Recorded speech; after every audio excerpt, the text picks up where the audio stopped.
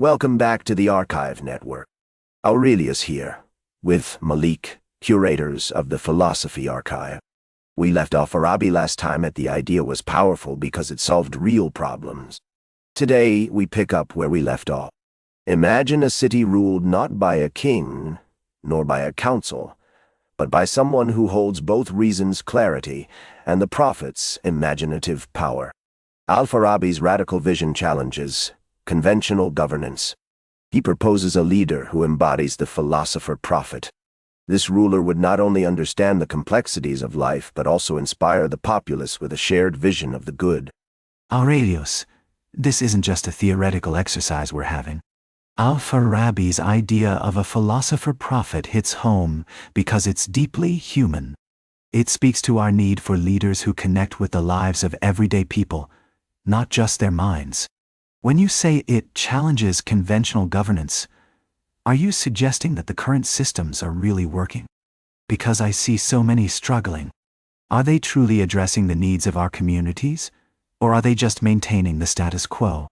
At the heart of Al-Farabi's political thought lies a striking idea. The best city is one ordered by a ruler who masterfully combines philosophical knowledge with prophetic power. This isn't just a theoretical notion. It reflects a deep understanding of human nature. A ruler must appeal to both reason and emotion, recognizing that people are not just logical beings. They are driven by passions, fears, and hopes. To govern effectively, one must navigate this complex landscape with wisdom. But Al-Farabi doesn't just find a middle ground between reason and religion. He's proposing something much deeper, an integration that reshapes how we view both. Philosophy and prophecy, errant competing forces. They're two intertwined pathways leading us toward truth. That idea can really shake things up for both secular and religious thinkers. It forces them to reconsider their beliefs and the very foundations of their understanding, which can be uncomfortable, but it's essential for growth. Consider the implications of this integration. The philosopher grasps truth through careful demonstration, laying down the foundations of reason. The prophet, on the other hand, conveys that same truth through vibrant stories and guiding laws.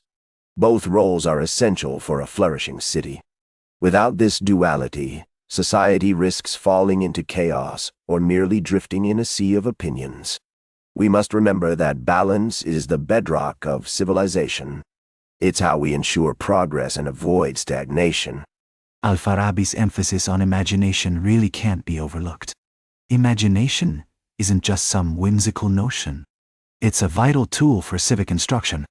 Laws and rituals aren't just formalities. They actually shape the moral compass of a community. They help people connect with each other and understand complex ideas through relatable stories. Think about it. When we weave these narratives into our lives, we make abstract concepts tangible and accessible. That's how we build a stronger society, one story at a time. His description of the ideal ruler is truly remarkable. This ruler must not only master the theoretical sciences, but also possess a rare eloquence and a deep understanding of education's importance. Al-Farabi doesn't envision a distant sage tucked away in a tower. No, he imagines someone actively engaged in shaping the very institutions of the city. It's a dynamic role, one where intellect and action collide to create a thriving society, and that's what we need to remember as we examine the past. And yet, Aurelius, there's a real tension here. If philosophy guides religion, what does that mean for the independence of faith? For many people, religion is a sacred truth, a deeply personal belief, not just a philosophical construct to debate. Al-Farabi's framework raises tough questions about the integrity of both systems. We have to think about how this impacts individuals, the everyday folks who might feel lost when their beliefs are questioned or reinterpreted. It's about their lives and struggles. You raise a valid point. Al-Farabi navigates this complexity by keeping both options alive. His vision of the ruler merges the roles of lawgiver, educator, philosopher, and prophet into one cohesive figure. This governance, he imagines, isn't just about separating church from state. It's about weaving them together in a harmonious leadership. We see this in how he emphasizes the ruler's responsibility to guide the moral and intellectual development of the populace, fostering a society where wisdom and virtue thrive side by side.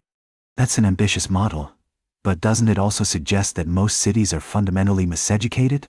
When we look at Al-Farabi's approach, it really critiques how we govern. Law isn't just about rules.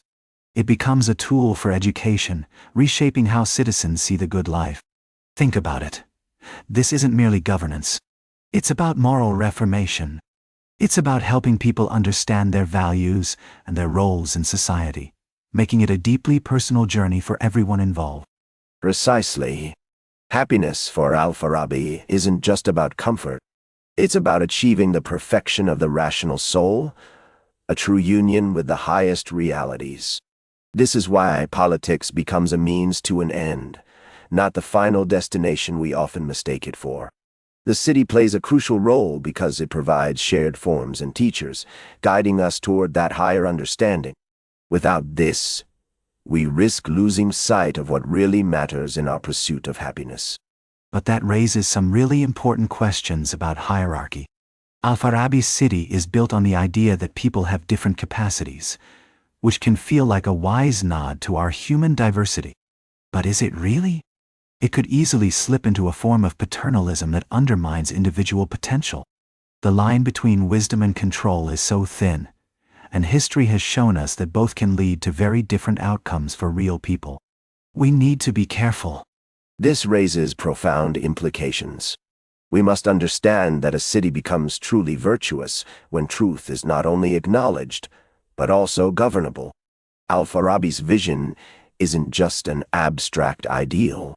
It's a comprehensive system that weaves through logic, psychology, metaphysics, and politics. It's about much more than governance alone. It's about nurturing the human soul, cultivating a society where individuals can flourish and thrive. In this way, we see the interconnectedness of our existence and the responsibility that comes with it. That's where we leave it this time. Al-Farabi continues. The story isn't finished yet.